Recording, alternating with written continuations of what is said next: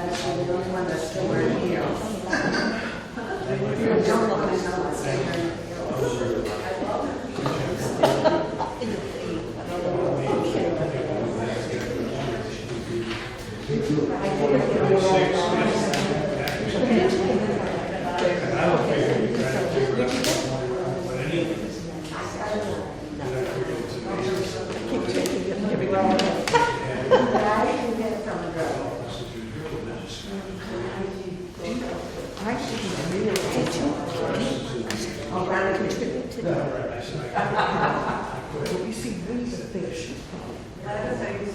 That's one. That's she said to us, she said to you, I don't know. She said something. She told me.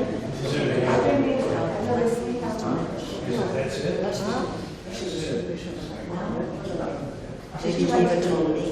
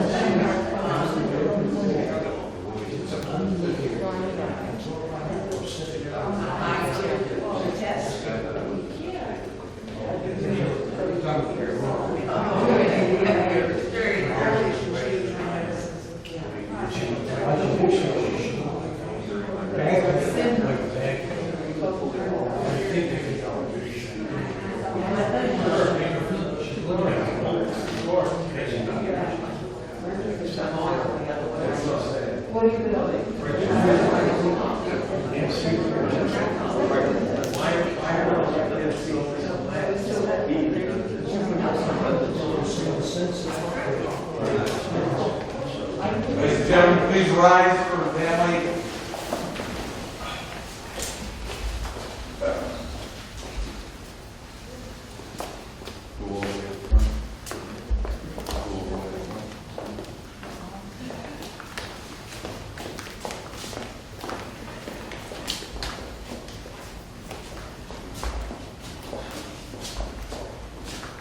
Ladies and gentlemen, we'll ask everyone if you have a cell phone, please turn it off or on the vibrate so that we don't disrupt the services.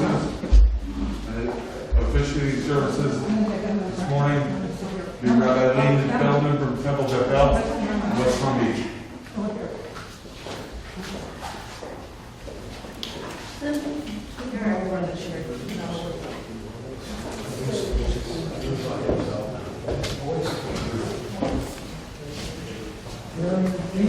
You may be seated.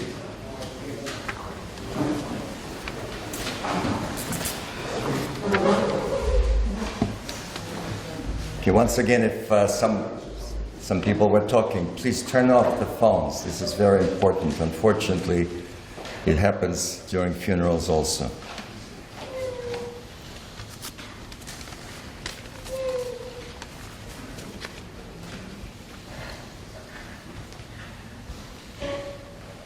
לידה היא ראשית, ופטירה תכלית. החיים כמסע הם, כהליכה, כצמיחה, משלב לשלב. Birth is a beginning, death a destination. Life is a journey, a going, a growing, from stage to stage. מילדות לבגרות, minor l'seva. We go from childhood to maturity, from youth to age, from innocence to awareness, from ignorance to knowledge, from foolishness to discretion, and then perhaps to wisdom. מחולשה לעוצמה או עוצמה לחולשה ולעתים בחזרה. We go from weakness to strength, or strength to weakness, and often back again, from health to sickness, and back we pray to health again. מעבירה למחילה, מבדידות לדידות.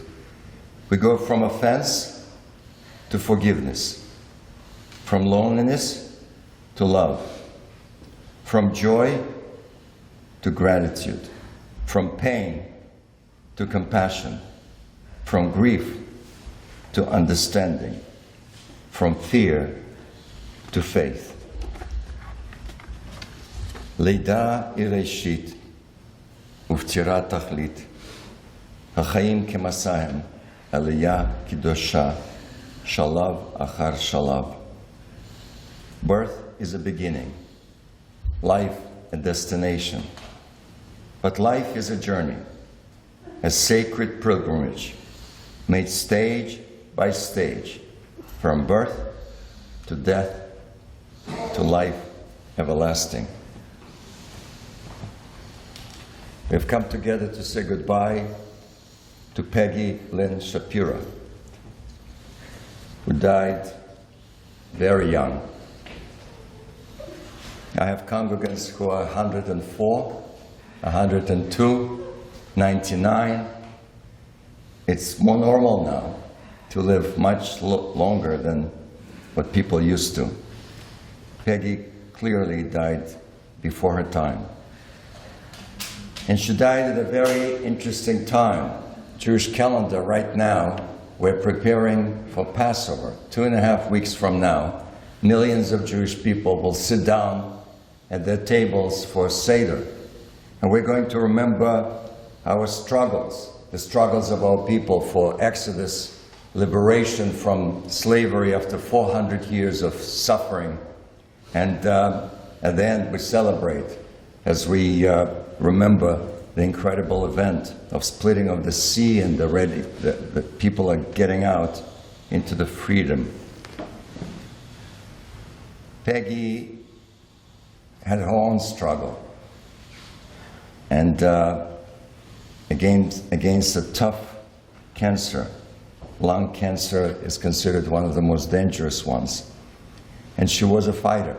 It took her some time to become aware what was going on. She thought it was, I just was told that she thought for a while that this was just back pains. And then unfortunately the cancer spread into the bones.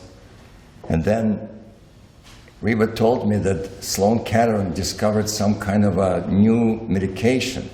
And she was very close to really getting it. And then, unfortunately, COVID attacked her again. And pneumonia is what actually finished and killed her.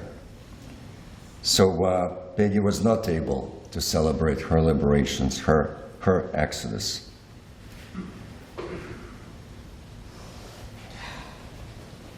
I did not have the privilege of knowing her, but I've spoken to quite a few people, and I feel cheated that I never got to know her. This is what I was told, and I suspect some of you knew her much better. She was extremely creative, unique creativity. I went on website and I discovered amazing posters and those campaigns, political campaigns for important politicians. She did fundraisers, and I was also told that her creativity was not only for clients. She actually created special cards and gifts for friends and family members. So that creativity really, she was a very talented person. She was also extremely brilliant, from what I understand, high IQ. She was clever, she was perceptive, and from what I understand, games were important to her, intellectual games. And perhaps you'll hear from others. From what I understand, there is not one person who ever beat her in any of the games. Not in Scramble, not in Buggle. And she played, even during COVID, I understand that Jacob, Alan's friend, played with her weekly games. And he's a brilliant young man, but even he apparently could never beat her. She was very smart. And she was quick-witted, very funny, and laughed a lot. Ellen, one of her closest friends from college, said to me, "Who will I laugh with now?" They laughed a lot. They did a lot of things together. She had always had a big smile. She was an incredible friend. And this is what I heard from several people, from Ellen and Marlene, Ellen's mother, Donna. They did a lot of things. Everybody said that Peggy was always there for people. She was there. She was always listening, had perceptive insight, was always helpful, great listener, which today is a rare gift. Most people talk, and they don't really know how to listen to others. She was actually godmother to all of Ellen's 3 children. She called them her angels. So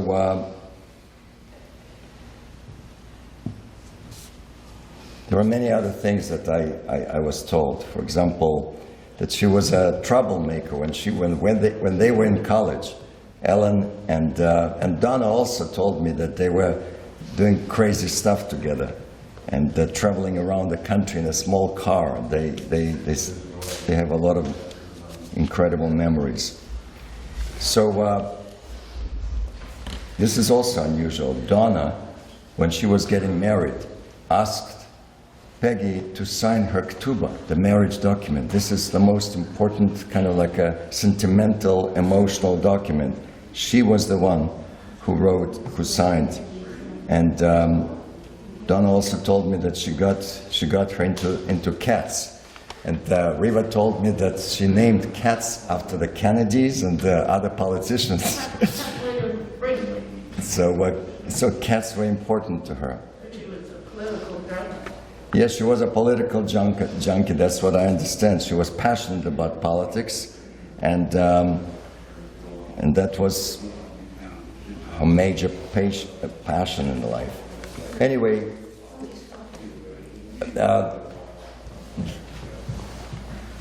Richard, people are talking, please. I understand that she liked to sing also. Yeah, well, she was a singer. At least the girls told me that they used to sing together, and they had a theme song called Together. They did the skydiving and rollerblades and all of that stuff. So this is it is a sad moment, of course. Her life was cut too short. There was so much else that she wanted to do in life. But we want to remember that smile. We want to remember that laughter. We want to remember the fact that she loved music and theater and games and cats and adventures and that creativity. The world is not the same without Peggy. In the words of a man who suffered more than anybody else in the Bible, in the words of Job, Adonai Natan, v'Adonai Lakach. Ishem Adonai Mevorach. God has given her to us. God is taking her away from us. May God's name be blessed forever. Amen. I would like to invite Cindy to be the first speaker to talk about her sister. You can take off the mask. Yes.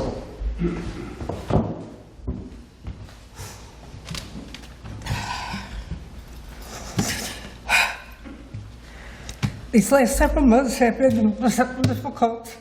I have been through. And I want to thank all the family and friends for their love and support, especially her friends.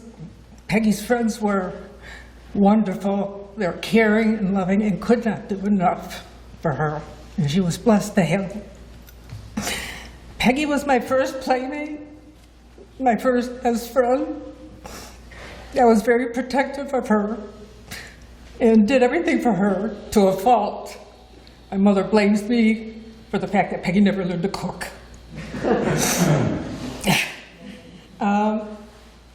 We used to play make-believe a lot. I was always a teacher, she was always the student, I was always the doctor, she was always the patient.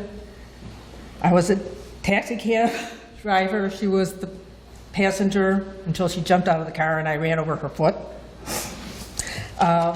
We were very close, we never argued, which according to my mother was rare among sisters. To this day, I don't think we ever had harsh words her whole life. We shared a bedroom when we were young, and when my mother finally split us up, we used to sit all night against the wall and talk to each other. And I remember my mother used to take art lessons at the Detroit Institute of Arts, and Peggy and I would run around the institute. And there's a poster in her bedroom now, which was one of her favorite paintings in the museum. She never liked to shop. She used to cry when my mother would take her shopping for shoes. And we grew up in a family that did love to play games. We were weaned on Perquacky before she got into Scrabble and Boggle and everything else. And she loved planning family get-togethers and celebrations. She would do the invitations. She would have special T-shirts made. She would do a lot of the planning. She was very creative and very family-oriented, and she kept in touch with everybody.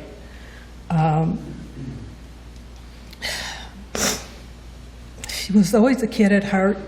My mother loved musicals, so we grew up on musicals, and we used to spend a lot of time in her record collection, especially the Judy Garland version of A Star is Born, and we would memorize the songs and perform them for our folks, and as well as Alan Sherman and Harry Belafonte.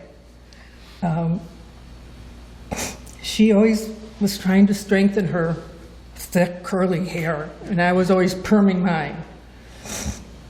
And she loved to go for walks. She loved animals, or she loved going through the park in Chicago, along Lake Michigan, and through the zoo to see the animals. And while I was in Chicago, I had the chance to really get to know her cats, Huntley and Brinkley, who are loving animals, and we are trying to find them a beautiful home.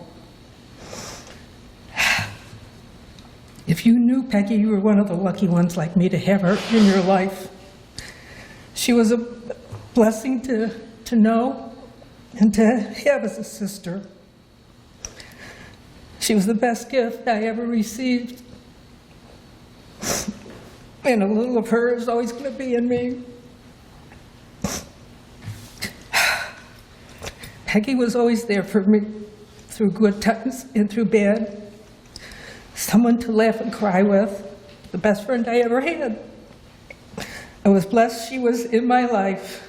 She was very special, you see.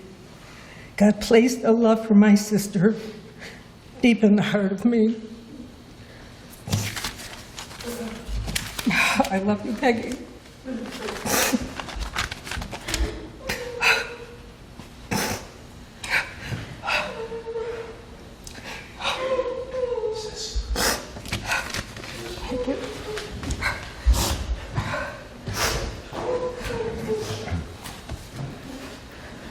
I'd like to invite Peggy's niece, Emma, to come up and say a few words about her aunt.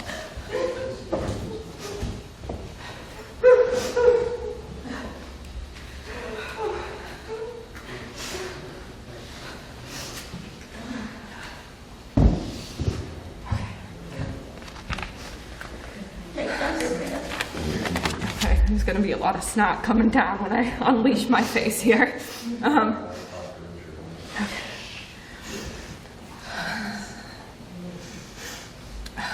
As long as we will live, they too will live. For they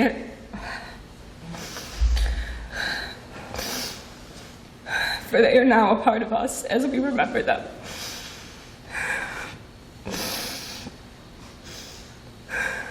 Sorry.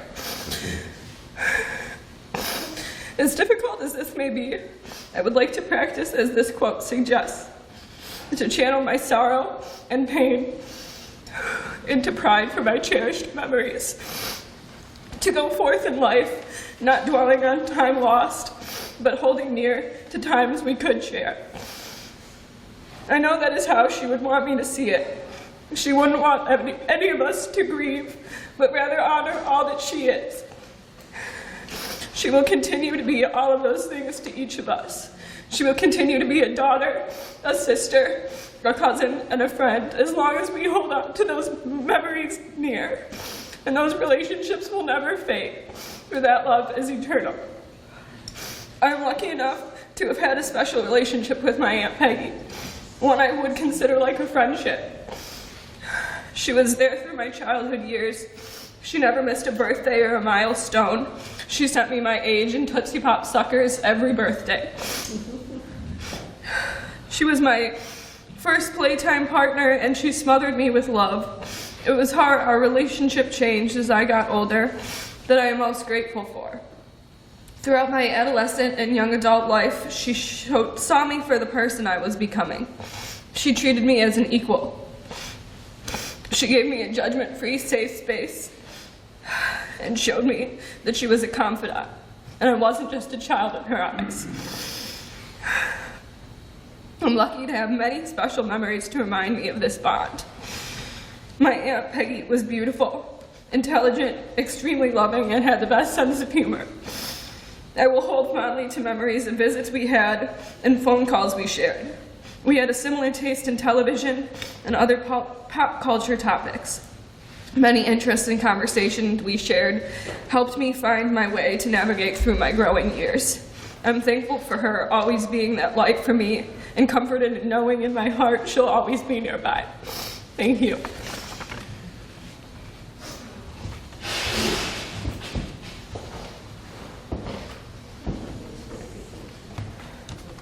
Emma just mentioned non-judgmental, and I've heard from several people that she did not judge. You could tell her anything, and she was just accepting and loving and supportive. And that's a very special quality, very unusual quality. Most of us tend to judge other people more than we judge ourselves. I'd like to invite Linda, the cousin, to say a few words.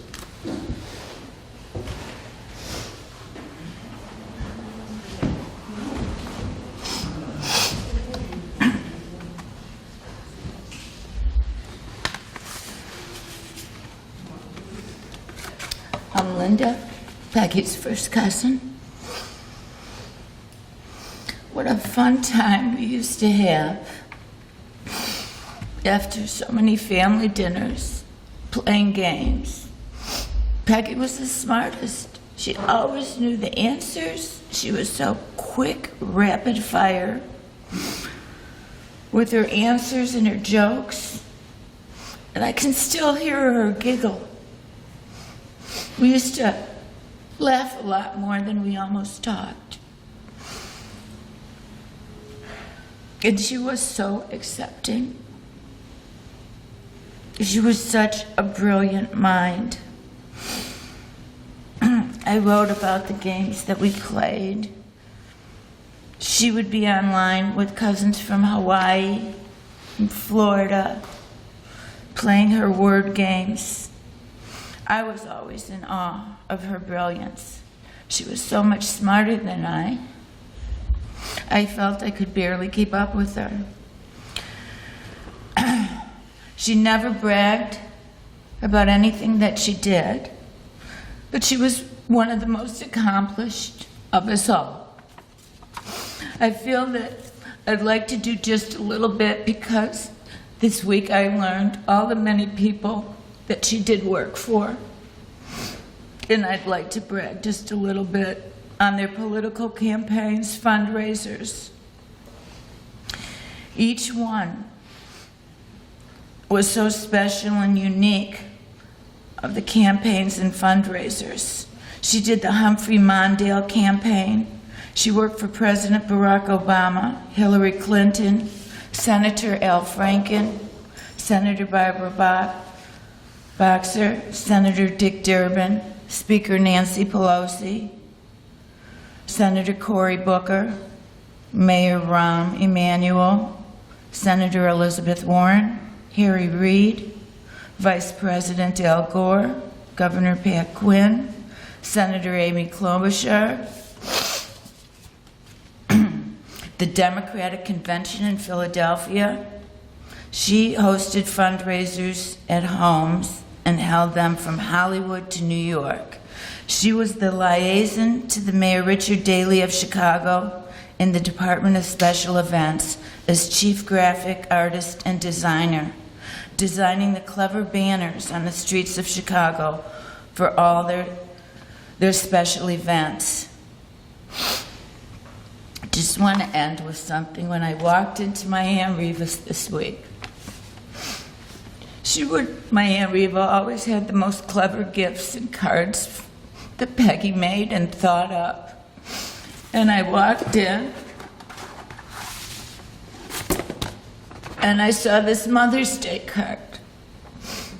Reva's in a mask, and the top line says, "Are you trying to tell us what to do?" Which was Reva's passion. "Sorry, we can't hear you," through the mask. And that was her wry. In just a few sentences, she could capture somebody and know that that would press Auntie Reva's button. "Sorry, we can't hear you." And it was only one of the many, many gifts that she made.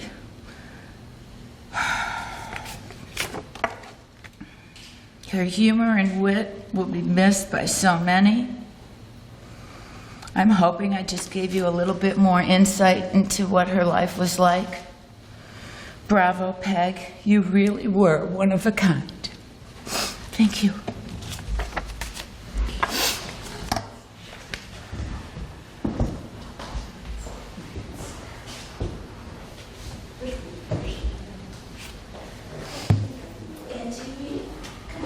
Our tradition says that it is normal for children to bury their parents, but it is not normal for parents to bury their children. There is nothing more difficult than for a parent to speak about her child who is gone. Reva, you will try? You want to come up and try? And it's okay if you get emotional. Cindy will come with you. Come. I think Cindy will do it for me. Okay.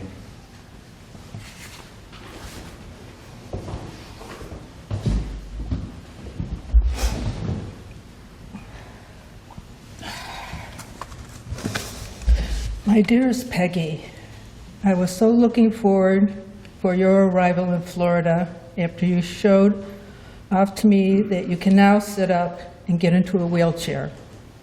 I thought that was a turning point and started making private plane arrangements to fly you down here.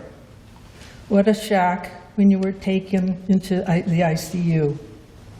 You and I were excited that Dr. Dunn from Sloan Kettering advised that you didn't need to go there because their protocol had proven successful and buy you some good time.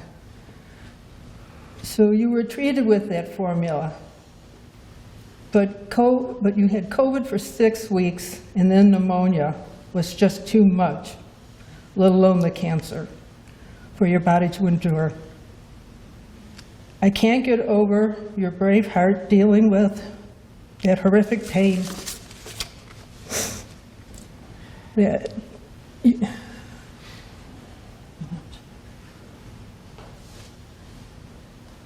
Thank God you are now in heaven and suffering no longer.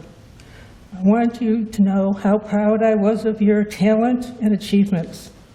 You were always the smartest in your class with an IQ of 140.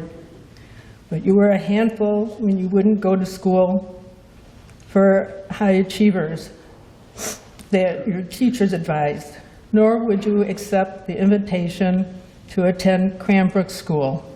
You said that was for rich, spoiled kids. And you lived in Palmer Woods and drove a convertible, but I guess that was okay. I'll miss our evening chats for an hour or so. Your clever wit always made me laugh. You were a political junkie. You even called your cats, one of your cats, Kennedy. Politics was your passion, so I could always count on you for that kind of advice. I appreciate that you were always worried about my health. You even gave me advice about the men in my life, and I forgive you for that. I regret about this time of the pandemic that kept us apart, but at least we FaceTime many times a day. I'll miss my sweet, beautiful, talented girl who I was so proud of, who is going to do my party invitations and help me with clever themes. My heart will be broken forever. I'm not saying goodbye for now, my darling angel, because I'll be with you soon to give you lots of smooches and hugs. Love, Mom.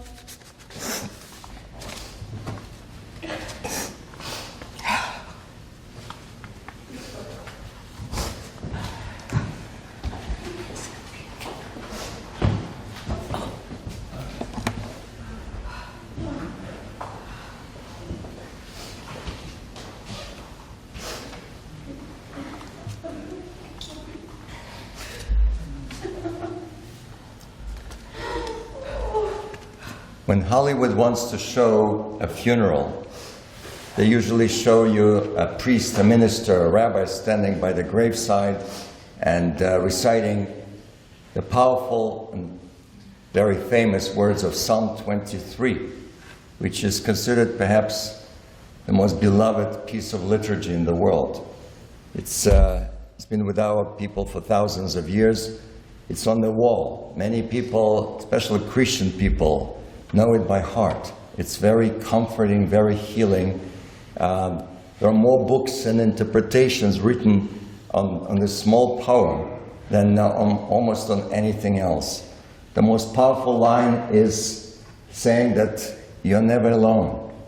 And this is important for you, Riva. It says, "Yea, though I walk through the valley of the shadow of death, you're not alone. God is with you."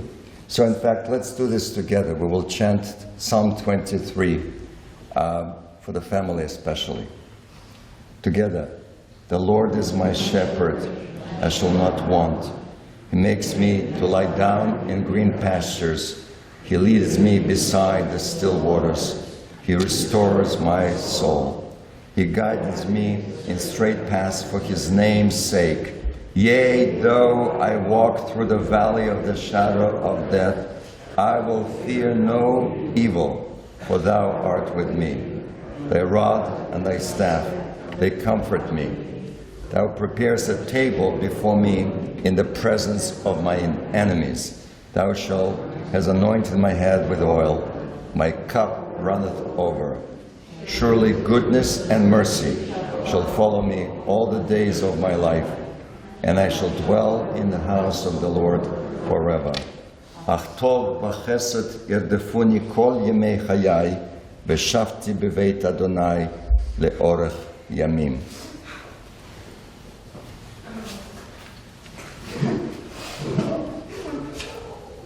If any of you will have some stories about Peggy, you will have an opportunity later on. Everybody's invited to lunch, so you will be able to speak at that time. But we will now conclude this first part of the service with the traditional memorial prayer, El Maleh Rachamim. Please rise if you can.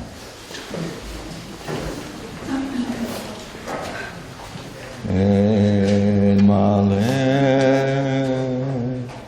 Rachamim Shochen Bamromim Amtze Minucha Nechona Tachat Kanfei Ashchina Im Kedoshim Utorim Kizorakim Azirim Et Nishmat Peggy Lynn Shalcha Leolama Bal Rachamim Yastirea Beseter Knafav Leolamim Utzror Yisror HaChaim Et Nishmata Adonai Unachalata Vetanuach Beshalom Vetanuach Beshalom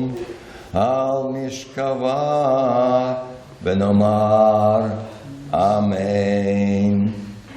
Compassionate God, eternal Spirit of the universe, we ask you to grant perfect rest in your sheltering presence to Peggy Lynn, who has entered eternity. O God of mercy, let her find refuge in your eternal presence, and let her soul be bound up in the bond of everlasting life. God is her inheritance. Peggy is with God. May she rest in peace. And let us say, Amen.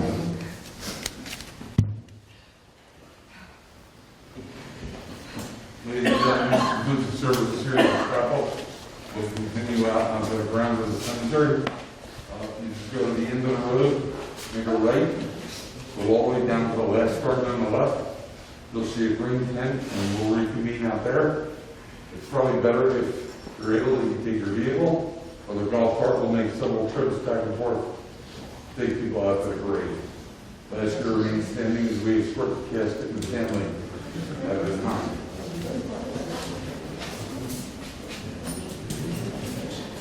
It is a little bit long, it's far, so you may want to take your cars or take the cart.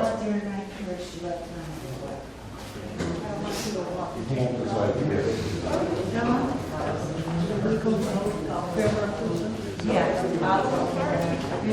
Why we fall behind them?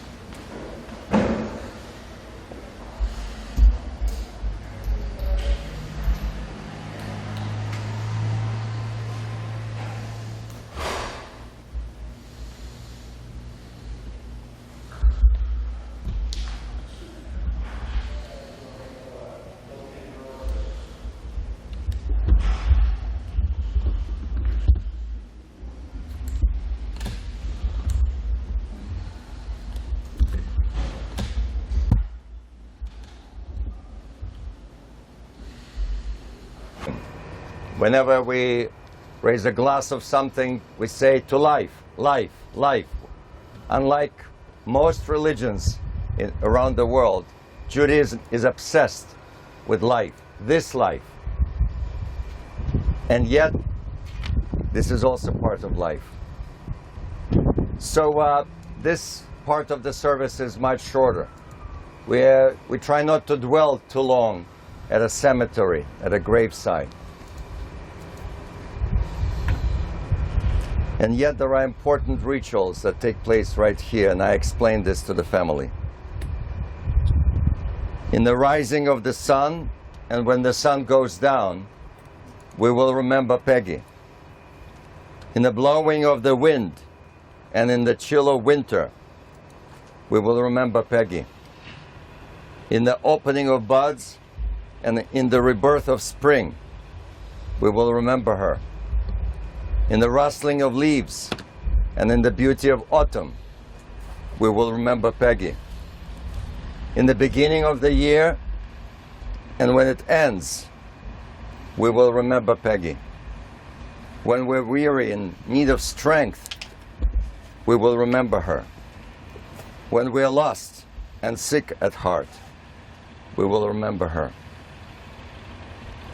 When we have joys we yearn to share, we will remember her. So long as we live, she too shall live, for she's now part of all of us, as we will continue to remember her. The Jewish people were exiled 2,000 years ago from our homeland in Israel, and we were dispersed all over the planet, and yet in every corner of the world. And yet we never forgot Jerusalem. Until today, Jews all over the world, when we are ready to pray, we always say, where is East? Where is Jerusalem? At the very end of the Seder, millions of Jews will say, next year in Jerusalem. And for some of us, God willing, this year in Jerusalem. At the very end of Yom Kippur, the last words we say, next year in Jerusalem. So for 2,000 years, we were not even able to go home, to our homeland. And yet, a very important ritual was developed. And we're going to fulfill, to do this mitzvah now. This is earth from the holiest cemetery in the world, from the Mount of Olives. I'm assuming most of you were there, overlooking the Golden Dome. It's a huge cemetery. For thousands of years, many important leaders were buried there. Even poor Jews in the middle of nowhere, in the shtetl, they would save money all their lives and say to their children, when I am gone, please, I want to be buried on Mount of Olives. So it's traditional now to connect our loved one to this holy place in Jerusalem. So I will ask the immediate family to begin. If you can stand up, Riva, this is an important element also. To put some earth on the top of the casket in the star, in the middle of the Star of David, if you can. Just be careful, come as close as you can. I'll put some earth. Wait. Give me your hand.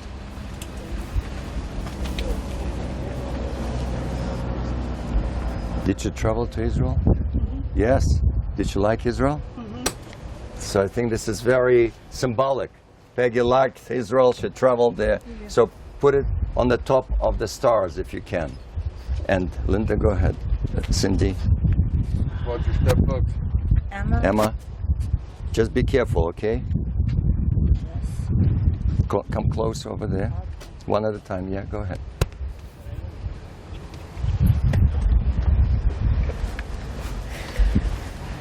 Okay.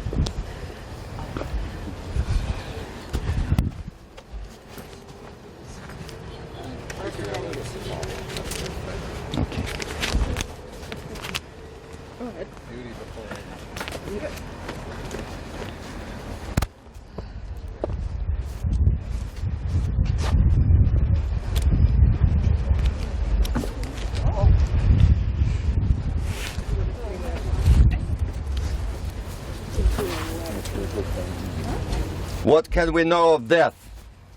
We who cannot even understand life. We study the seed and the cell, but the power deep within them will always elude us. Though we cannot understand, we accept life as the gift of God. Yet death, life's twin, we face with fear. But why be afraid? Death is a haven to the weary, a relief for the sorely afflicted. We are safe in death as we are in life. There is no pain in death. There is only the pain of the living, as they recall shared loves, as they themselves fear to die. Dear God, calm us when we cry out in our fear and in our grief. Turn us anew toward life. Awaken us to the warmth of human love that speaks to us of you.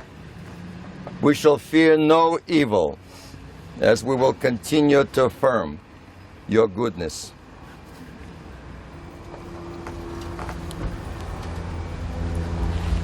We have been around for thousands of years. We know how to celebrate, how to dance, how to drink, how to laugh. But our tradition is also knowledgeable and profound about death. Today there are experts in grieving. There are psychiatrists, psychologists, PhDs in grieving and mourning. And they tell us that the Jewish way of dealing with death and grieving is sophisticated and very profound psychologically. Everybody is familiar with the 5 stages of grief. The most dangerous one is the first one. We all know about denial. When something so shocking happens, like Riva said to me, I was in shock, I couldn't even think. When something shocking happens, we say, I cannot believe this, right? We all are in denial. And things will be strange to those of you who were close to her. You will hear her voice, you will hear her laughter, you will see the images of that smile. So denial is a very dangerous stage. Some people get stuck in denial and they don't go through the rest of the stages. So the tradition, our tradition, thousands of years ago, came up with this ritual, and it's probably well known to many of you. We ask the closest people to the deceased to actually take the shovel and to throw some earth on the casket. And some people say, but is it not cruel? It's hard for loved ones to hear that sound. And yet that's the point. The point is to actually take it with your own hands, if you can, if you're capable, if you're able to do it.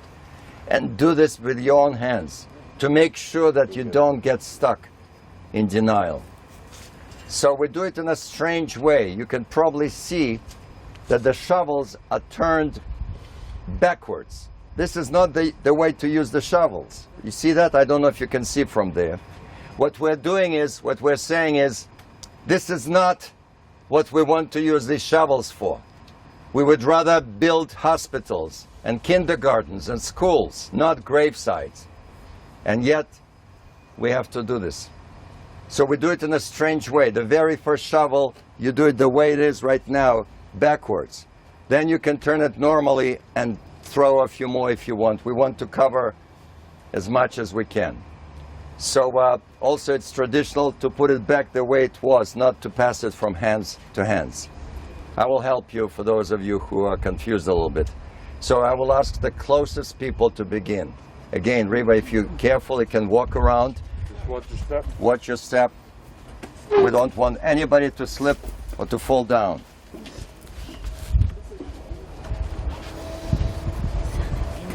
Yes.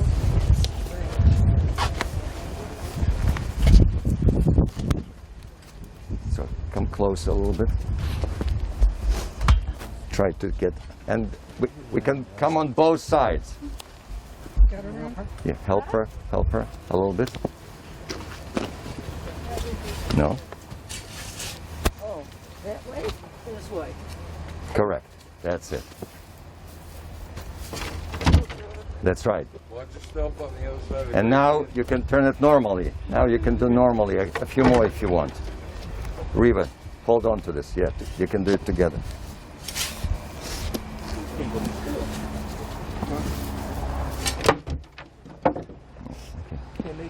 Thank you. Oh, yeah, you know, that's a little bit dangerous. Go around this way and come to the other side. Come this way.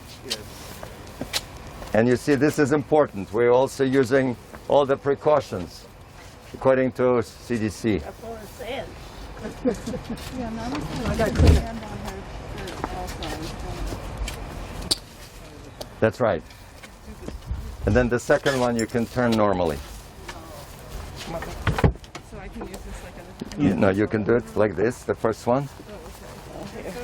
Yeah. Now, that's right. Now more normal. That's right.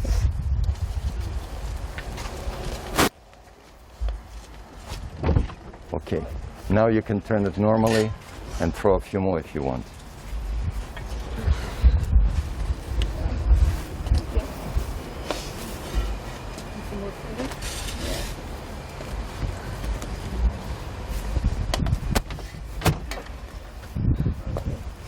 Yeah, you can go around to the other side if you want.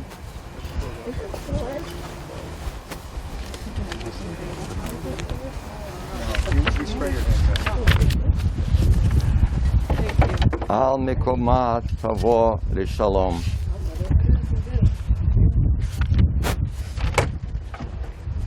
Lech kishalachcha Adonai. Go your way, for God has called you. Lech v'Adonai yemach. Go your way, and may God be with you. Ve'alach lifanecha tzedkecha, kvod Adonai yasfecha. May your righteousness and good deeds go before you, and may the glory of God receive you. The dust returns to the earth as it was, but the spirit returns to God who gave it. Reba, this is important. The spirit of your child does not disappear. She is around. She will be always with you. It is only the house of the spirit which we now lay within the earth. The spirit itself never dies. Dear God, we ask you to receive in mercy the soul of our departed Peggy. Grant her that everlasting peace which you prepared for all of us in the world to come. Judaism does believe that something continues. This is not the end. I know some people say we don't believe in the world to come. It's not true. The soul continues. Though no human eye has ever seen, nor ear has heard, nor mind has grasped it, still, it is our sure inheritance and our everlasting portion. Dear God, help us to understand that grief and love go hand in hand, that the pain which loss inflicts is the measure of a love stronger than death. Though we cry in the anguish of our hearts, may we be like children who know that their parent is near and who cling unafraid to the trusted hand. In this spirit, O God, do we commit all that is precious to you, as we will continue to repeat the words, hallowed, sanctified by many generations.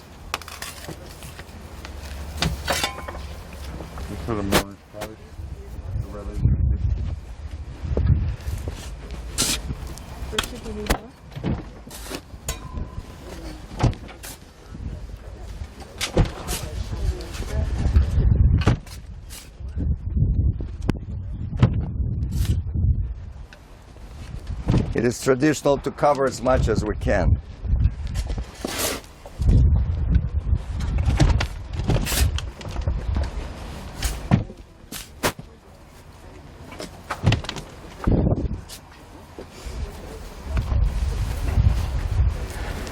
The Mourner's Kaddish is probably the most famous prayer in Judaism.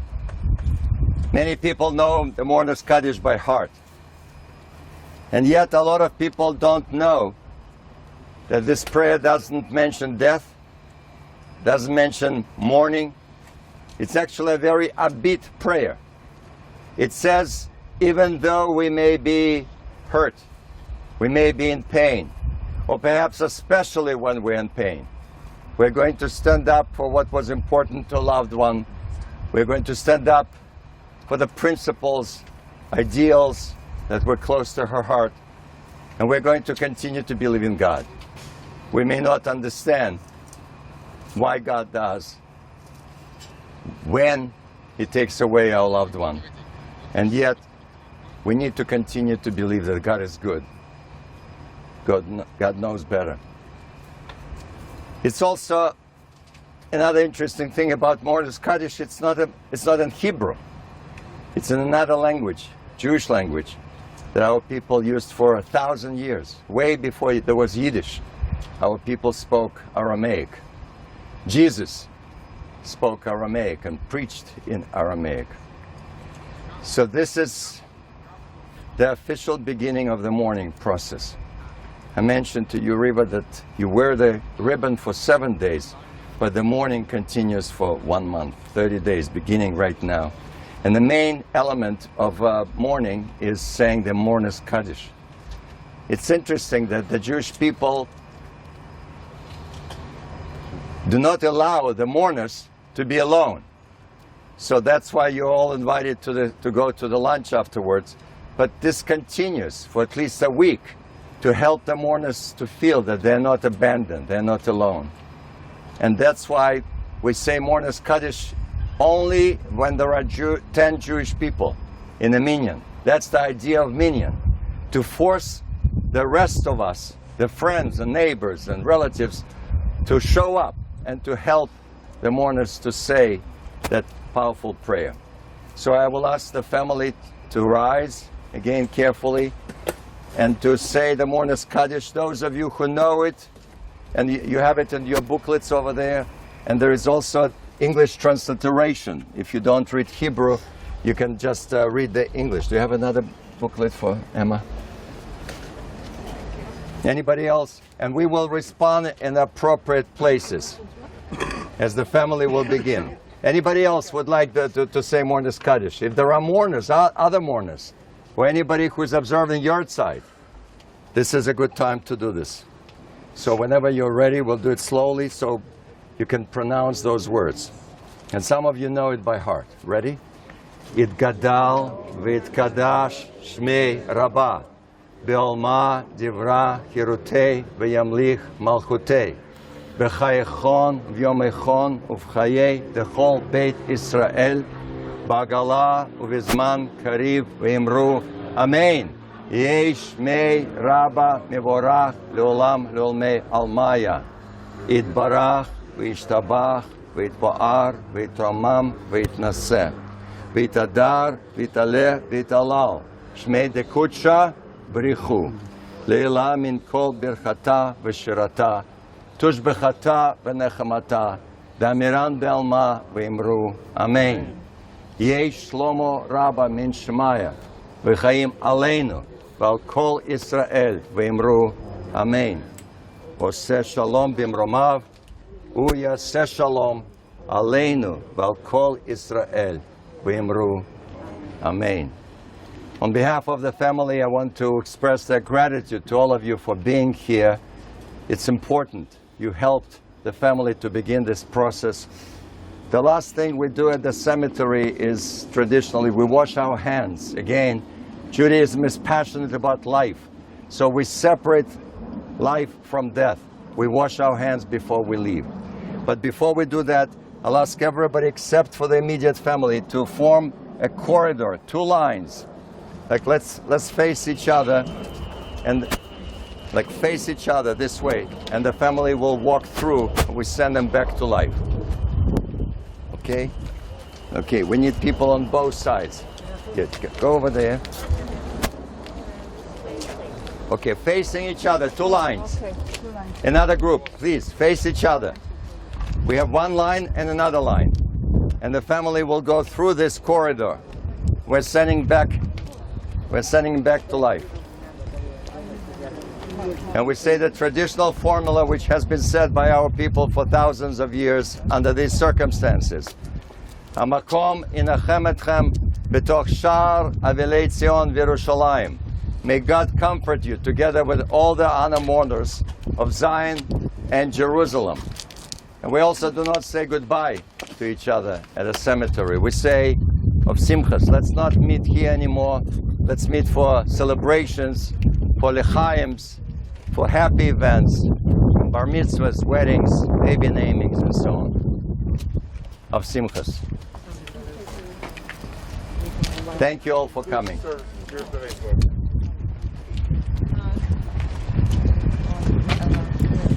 Were you able to catch in the beginning, or not really? I said recording. I wasn't standing there. There you go. The system is not good. It's good. It's just it's something I can't do instantly because I had to come from there to here, and I had to unhook some things and rehook some things back up. And it's pain. What happened over there? You don't get it. Give me 1 second. I'll explain it to you. I don't really care, but to some people, they were very passionate about you. Yes, I understand, and so was I. Hang on 1 second. Somebody shoot me real quick.